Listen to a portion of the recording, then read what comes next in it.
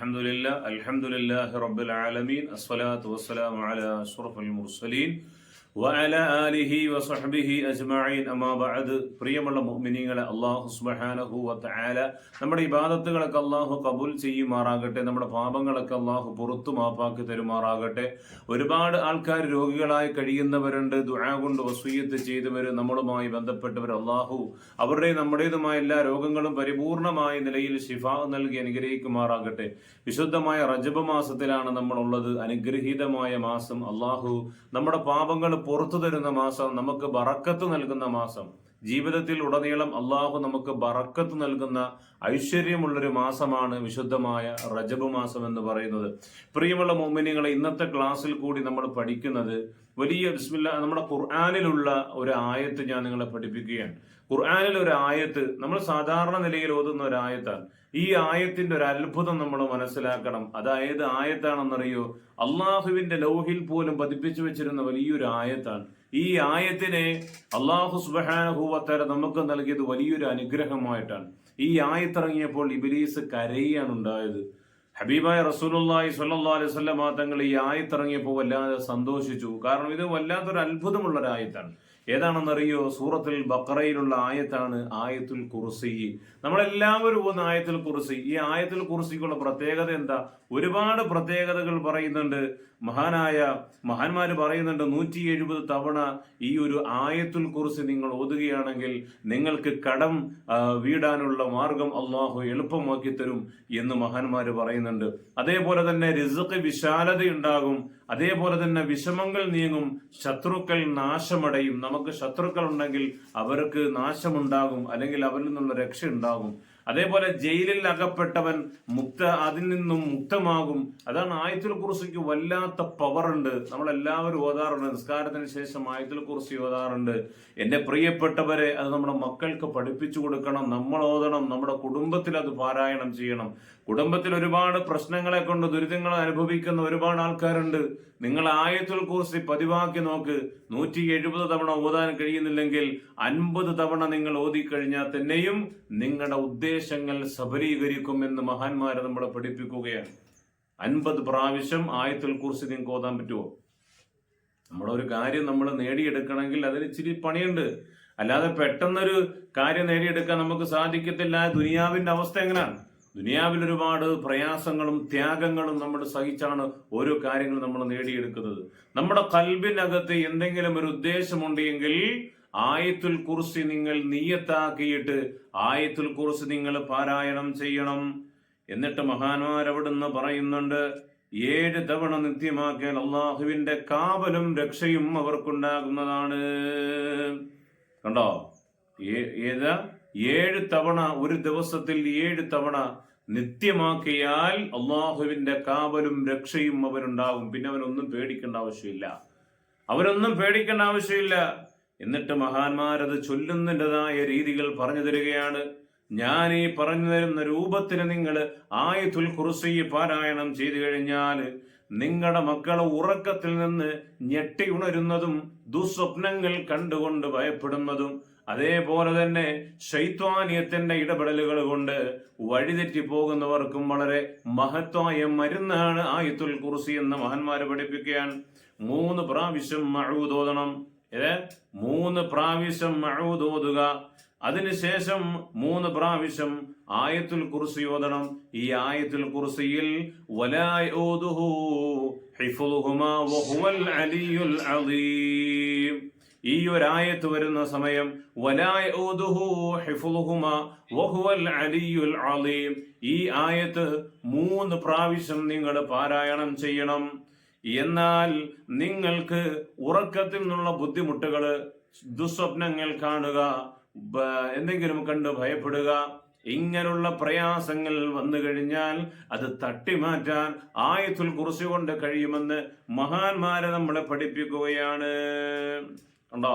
ഈ ശൈത്താനൊക്കെ കൂടിയ ആൾക്കാർ 11 പ്രാവശ്യം അവരുടെ തലയിൽ ആയത്തുൽ കുർസി വെച്ചിട്ട് ഓതി കഴിഞ്ഞാൽ ശൈത്താനൊക്കെ പമ്പ അടക്കും. ആ ഓതുന്ന ആളും നല്ലതായിരിക്കണം എന്നാണ് വേറൊരു രീതി. ആ ഓതുന്ന ആളും കൂടി നല്ലതായിരിക്കണം. ഒതുവൊക്കെ എടുത്ത് ശുദ്ധിയോടുകൂടി വേണം ആയത്തുൽ കുർസി നമ്മൾ പാരായണം ചെയ്യാൻ. ആയത്തുൽ കുർസിയുടെ ചരിത്രം അങ്ങനെയാണ്. മഹാനായ അബൂ ഹുറൈറ റളിയല്ലാഹു തആല അൻഹു അവിടുന്ന് റസൂലുള്ളാഹി സ്വല്ലല്ലാഹു അലൈഹി വസല്ലമ തങ്ങള് കുറച്ച് ഈത്തപ്പഴങ്ങൾ ശേഖരിച്ചു വെച്ചിട്ട് അത് അബൂ ഹുറൈറ റളിയല്ലാഹു തആല അൻഹുവിനെയാണ് കാവലേൽപ്പിച്ചത്. അബൂ ഹുറൈറ റളിയല്ലാഹു തആല അൻഹു ആ ഈത്തപ്പഴങ്ങളെല്ലാം ഇങ്ങനെ സംരക്ഷിച്ച് സൂക്ഷിച്ചു കൊണ്ടുവന്നപ്പോൾ റസൂലുള്ളാഹി സ്വല്ലല്ലാഹു അലൈഹി വസല്ലമ തങ്ങളുടെ മുന്നിലേക്ക് അതിന്റെ കണക്കേൽപ്പിക്കേണ്ടതാണ്. പക്ഷേ അബൂ ഹുറൈറ റളിയല്ലാഹു തആല അൻഹു രാവിലെ വന്ന് നോക്കുന്ന സമയത്ത് ഈത്തപ്പഴത്തിൽ നിന്ന് ഒരല്പം കുറവുണ്ട്. എന്താണ് ഇതിന് സംഭവിക്കുന്നത്? അബൂ ഹുറൈറ റളിയല്ലാഹു അൻഹു മനസ്സിലാവുന്നില്ല. വീണ്ടും അതാ രണ്ടാമത്തെ ദിവസവും ഇതേപോലെ തന്നെ ഈത്തപ്പഴം കൂട്ടിവെച്ചതിൽ നിന്ന് അതിൽ നിന്ന് ഒരല്പം കുറവ് വരുന്നുണ്ട്.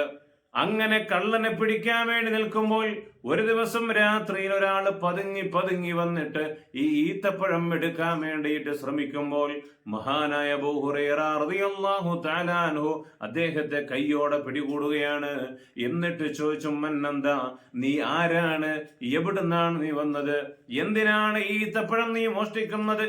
അപ്പോൾ അവിടുന്ന് പറഞ്ഞു, എന്നെ ഒന്നും ചെയ്യരുത്, എന്റെ വീട്ടിൽ വല്ലാത്ത ദാരിദ്ര്യമാണ്, പ്രശ്നമാണ്, വല്ലാത്ത കൊടും ദാരിദ്ര്യം ബാധിച്ചുകൊണ്ട് എന്നെ മക്കള് കടന്ന് കരയുകയാണ്, അതുകൊണ്ടാണ് ഞാനിത് മോഷ്ടിച്ചത്, അതുകൊണ്ട് ഇന്നത്തേക്ക് എന്നെ വിടൂ, ഇനി ഞാൻ വരില്ല എന്ന് പറയുകയുണ്ടായി. മഹാനായ അബൂ ഹുറൈറ റളിയല്ലാഹു തആല അൻഹു അവിടുന്ന് പറഞ്ഞു, ഇത് റസൂലുള്ളാഹി എന്നെ ഏൽപ്പിച്ച മുതലാണ്, ഹബീബായ തങ്ങൾ തന്നെ ഏൽപ്പിച്ച മുതലാണ്, ഇതിൽ നിന്നൊരൽപ്പം പോലും കുറവ് വരാൻ പാടില്ല. എന്റെ മക്കൾക്ക് പോലും ഞാൻ ഒരു ഈത്തപ്പഴം ഇതിൽ നിന്ന് എടുത്തു കൊടുക്കാറില്ല. ഇത് അല്ലാഹു തആല അമാനത്തിന്റെ മുതലാണ്, അതുകൊണ്ട് ഇതിൽ നിന്ന് നിങ്ങൾ എടുക്കാൻ പാടില്ല. അങ്ങനെ അദ്ദേഹം അവിടുന്ന് രക്ഷപ്പെട്ടു പോയി. രണ്ടാമത്തെ മൂന്നാമത്തെ ദിവസവും ഇതേപോലെ വന്ന് കയ്യോടെ പിടിച്ചു. ആ സമയത്തും പറഞ്ഞു, എന്നെ നിങ്ങൾ വിടണം, എന്റെ വീട്ടിലെ ദാരിദ്ര്യം കൊണ്ടാണ്.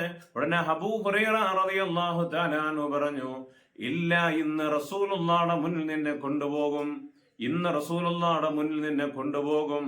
ആ സമയത്ത് പറഞ്ഞു, വേണ്ട, എന്നെ കൊണ്ടുപോകല്ലേ, ഹബീബായ തങ്ങൾക്കൽ കൊണ്ടുപോകല്ലേ, ഞാൻ എന്തു വേണമെങ്കിലും ചെയ്യാം. എന്റെ മക്കള് കരഞ്ഞു മരിക്കാറായപ്പോഴാണ് ഞാൻ ഈ ഈത്തപ്പഴത്തിൽ നിന്ന് ഞാൻ എടുത്തത് എന്ന് അദ്ദേഹം പറയുമ്പോ അബൂ ഹുറൈറ റളിയല്ലാഹു അൻഹു ഇന്നത്തേക്ക് കൂടി വിടുകയാണ്, ഇനി മേലെ വരാൻ പാടില്ല. അങ്ങനെ പിറ്റേ ദിവസത്തെ രാത്രിയിലും അദ്ദേഹം വന്നു. മോഷ്ടിക്കുന്ന സമയത്ത് അബൂ ഹുറൈറ റളിയല്ലാഹു തആല അൻഹു അവിടുന്ന് പിടിക്കുകയാണ്. നീ പറഞ്ഞാൽ അനുസരണയില്ലാത്തവനാണ്, അതുകൊണ്ട് ഇന്ന് നിന്നെ ഹബീബായ തങ്ങളുടെ മുന്നിൽ കൊണ്ടുപോയി ഏൽപ്പിക്കുക തന്നെ ചെയ്യുമെന്ന് മഹാനായ അബൂ ഹുറൈറ റളിയല്ലാഹു തആല അൻഹു അവിടുന്ന് പറയുമ്പോ അവിടുന്ന് അദ്ദേഹം പറയാണ്, ഞാൻ ഒരു കാര്യം നിങ്ങൾക്ക് പഠിപ്പിച്ചു തരാം, ഞാനൊരു ആയത്ത് നിങ്ങൾക്ക് പഠിപ്പിച്ചു തരാം. വിജ്ഞാനദാഹിയായ സയ്യിദുനാ അബൂ ഹുറൈറ റളിയല്ലാഹു തആല അൻഹു വല്ലാതെ ഇൽമിനെ ബഹുമാനിച്ചവരും സ്നേഹിച്ചവരുമാണ്. ഇൽമ എവിടുന്ന് കിട്ടുന്നോ അത് ശേഖരിച്ചു വെക്കുന്ന ആളായിരുന്നു അബൂ ഹുറൈറ റളിയല്ലാഹു തആല അൻഹു. നമ്മൾ എത്ര വട്ടം ഹദീസുകൾ വായിക്കുമ്പോൾ അൻ നബി ഹുറൈറ എന്ന് വായിച്ചിട്ടുണ്ട്. അബൂ ഹുറൈറ റളിയല്ലാഹു തആല അൻഹു അത്രത്തോളം ഇൽമിനെയും വിജ്ഞാനത്തെയും സ്നേഹിച്ചവരാണ്, വിജ്ഞാനത്തെ വല്ലാതെ സ്നേഹിച്ചവരാണ്. ഈ കള്ളം വന്നിട്ട് പറയുന്നു, നിനക്ക് ഞാനൊരു ആയത്ത് പഠിപ്പിച്ചു തരാം, ഈ ആയത്തുണ്ടെങ്കിൽ ഒരിക്കലും നിന്റെ മുന്നിലേക്ക് കള്ളന്മാര് വരില്ല, ഒരു ശൈത്വാനിയത്തിന്റെ പ്രശ്നങ്ങളും ഉണ്ടാവില്ല. അപ്പോൾ അബൂ ഹുറൈറ റളിയല്ലാഹു തആല അൻഹു അവിടുന്ന് പറഞ്ഞു, എങ്കിൽ നീ അതെനിക്ക് പഠിപ്പിച്ചു തരാം, ഞാനിത് പഠിപ്പിച്ചു തരാം, ഒരിക്കലും എന്നെ റസൂലുള്ളാഹി തങ്ങളുടെ അടുക്കലേക്ക് കൊണ്ടുപോകരുത്. അബൂ ഹുറൈറ റളിയല്ലാഹു തആല അൻഹു പറഞ്ഞു, ഇല്ല, നിന്നെ റസൂലുള്ളാഹിയുടെ മുന്നിൽ കൊണ്ടുപോകില്ല, എനിക്കൊന്ന് പഠിപ്പിച്ചതാ. ആ സമയത്ത് അദ്ദേഹം പറയാണ്, അല്ലാഹു ലാ ഇലാഹ ഇല്ലാ ഹുവൽ ഹയ്യുൽ ഖയ്യൂം ലാ തഅഖുദുഹു സിനതും വലാ നൗം ലഹു മാ ഫിസ് സമാവാതി വമാ ഫിൽ അർദ് മൻ ദല്ലദീ യശ്ഫഉ ഇൻദഹു ഇല്ലാ ബിഇദ്നിഹി എന്ന് തുടങ്ങുന്ന ആയത്തുൽ ഖുർസി അങ്ങോട്ട് ഓതി കൊടുക്കുകയാണ്. ഇത് ഈ ഒരു ആയത്തുണ്ടല്ലോ, ഈ ഒരു ആയത്ത് നിങ്ങൾ ഓതിയാൽ ഒരിക്കലും നിങ്ങളെ ശൈത്താൻ ഒരിക്കലും നിങ്ങളെ ബുദ്ധിമുട്ടിക്കില്ല എന്ന് ആ കള്ളൻ അവിടുന്ന് പറഞ്ഞു കൊടുക്കുകയാണ്. അടുത്ത ദിവസം റസൂലുള്ളാഹി സ്വല്ലല്ലാഹു അലൈഹി വസല്ലമ തങ്ങളുടെ മുന്നിലേക്ക് അബൂ ഹുറൈറ റളിയല്ലാഹു തആല അൻഹു കടന്നു ചെല്ലുമ്പോ അള്ളാഹുവിന്റെ പ്രവാചകർ അവിടുന്ന് പറയുന്നു, ഓ അബൂ ഹുറൈറ, ഇന്നലെ നിന്റെ മുന്നിലേക്ക് വന്നൊരു കള്ളനുണ്ടല്ലോ. ഹബീബായ റസൂലുള്ളാഹി സ്വല്ലല്ലാഹു അലൈഹി വസല്ലം തങ്ങൾ പറയാ, ഇന്നലെ നിന്റെ അടുക്കൽ വന്ന കള്ളനുണ്ടല്ലോ, അവൻ കള്ളനാണെങ്കിലും അവൻ പറഞ്ഞത് ശരിയാണ്. അവൻ ആരാണെന്നറിയോ? അവനാണ് ലഅനത്താക്കപ്പെട്ട ഇബ്ലീസ്, ലഅനത്തുല്ലാഹി അലൈഹി. ഇബ്ലീസാണ് വന്നത്. അബൂ ഹുറൈറ റളിയല്ലാഹു തആല അൻഹുവിന്റെ മുന്നിലേക്ക് വന്നിട്ട് ഈത്തപ്പഴങ്ങൾ മോഷ്ടിച്ചത് ഇബ്ലീസായിരുന്നു. ആ ഇബ്ലീസാണ് ആയത്തുൽ കുർസിയെ കുറിച്ച് പറഞ്ഞു കൊടുത്തത്.